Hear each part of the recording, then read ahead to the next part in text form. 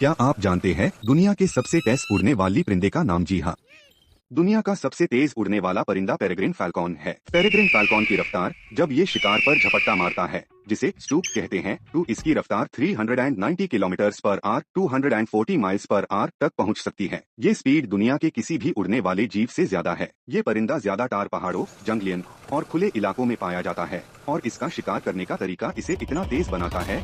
ऐसी रोचक जानकारी के लिए हमारे चैनल को सब्सक्राइब करें।